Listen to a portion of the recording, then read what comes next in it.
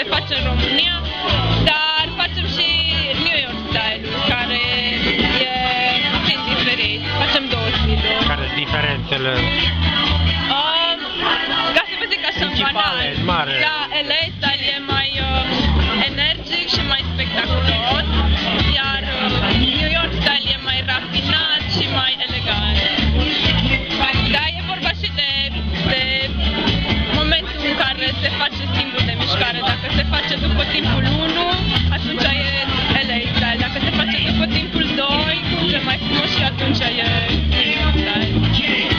E diferit ca și pas, e diferit puțin ca și tehnică, dar caracterul contează cel mai mult. De ce vor să învețe? De ce vor doar să știe ei să... Ei, de ce vin la cursuri? Mai vin la cursuri pentru ca să se miște, fiindcă foarte mulți sunt programatori, de exemplu, sau au o muncă prezentat și atunci vin și prin asta fac mișcare sau socializează. Ce e mai mult și ca să se relaxeze, ca și hobby. Mai mult fac ca și hobby pentru că e foarte accesibil, deci nu e ceva foarte greu care te solicită fizic, cum sunt alte dansuri. Asta poate să facă și o persoană de peste 70 de ani, poate să facă salsa, în afară cam așa de și Voi câți membri aveți în club? în medie sunt cam 100. Acum nu știu să vă spun exact. Depinde de la perioadă la perioadă. Toamna sunt mai mulți. Acum, în perioada asta o să fie Probabil și vara. studenți. Nu neapărat, dar peste vară multă lume pleacă în concediu și nu frecventează la fel de des.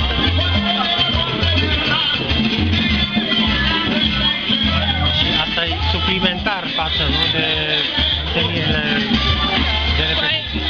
Nu e același lucru, doar să te duci la niște ore de dans și după aceea să pleci acasă. E altfel cum voi ca să aplici ceea ce ai învățat și te întâlnești cu Aici e complet liber, deci Da.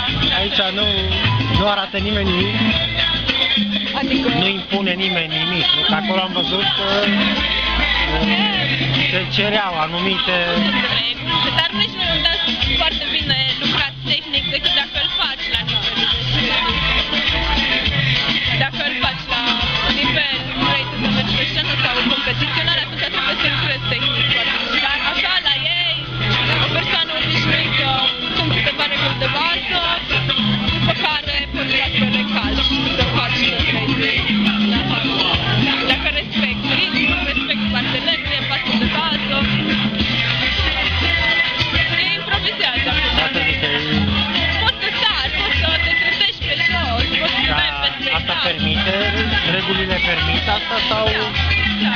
Deci e foarte important să păstrezi ritmul și să respecti partenerul, respecti partenera pe reguli de dans. Dar în rest, poți ca să inventezi tu. Și se pot face funcțiuni, asta iarăși foarte interesant, pentru că dacă ai făcut alt dans înainte, poți introduce elemente din dansul pe care l-ai făcut.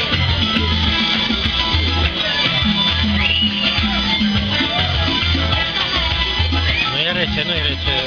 Mami, un pic Ați avut face emoții? Da, eu... Da.